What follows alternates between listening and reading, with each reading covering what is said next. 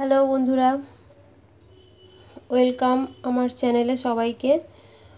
আর আমি আজকের বানাবো রসুন আর কালো জিরে। এখানে নিয়েছি, দেখতেই পাচ্ছ, রসুন আর কালো জিরে বাটা করব।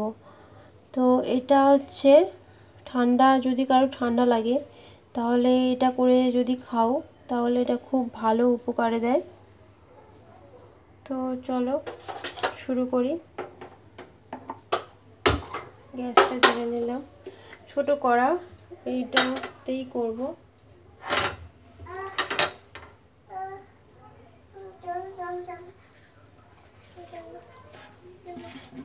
কড়াটা গরম হয়ে গেছে, অল্প তেল দিয়ে দেবো। তেলের মধ্যে দিয়ে দেবো, তেল গরম হয়ে গেছে, ওর মধ্যে দিয়ে দেবো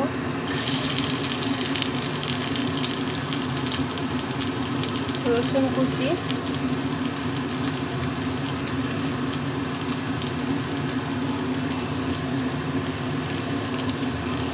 আর কালো জিরে।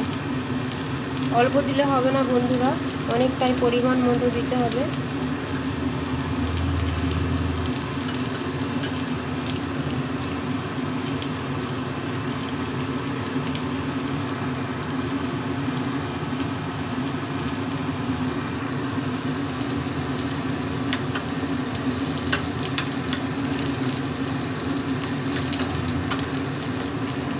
রসুনগুলো হালকা ব্রাউন হতে শুরু করেছে।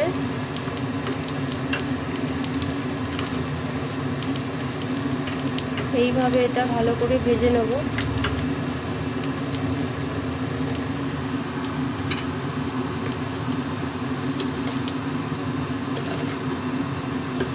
ওর মধ্যে দিয়ে দেব অল্প একটু লবণ।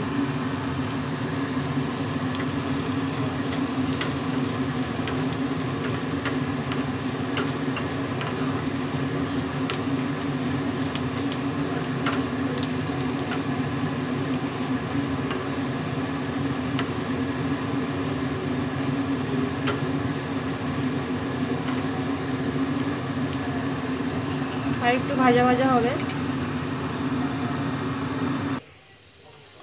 বন্ধুরা দেখো, এটা পুরো একদম লাল লাল হয়ে ভাজা হয়ে গেছে। পড়ে গেল,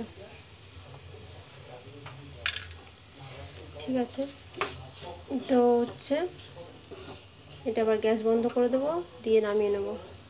এটা ঠান্ডা করতে দেবো, একটু ঠান্ডা হয়ে গেলে এটা বাটবো। বন্ধুরা এখানে শিলবাটা নিয়েছি, শিলবাটার মধ্যে এটা দিয়ে দিলাম। বন্ধুরা শিলবাটাতে এটা নিয়ে নিয়েছি, এবার এটা বাটবো।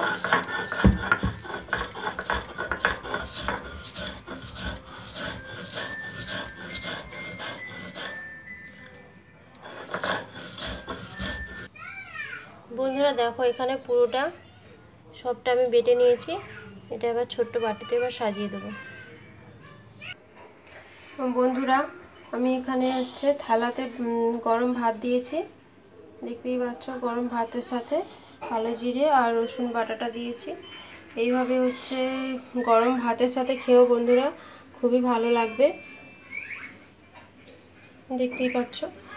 আর বাটিতে করে দেবো ভেবেছিলাম, কিন্তু বাটিতে দিলাম না, গরম ভাতের সাথে সার্ভ করে দিলাম।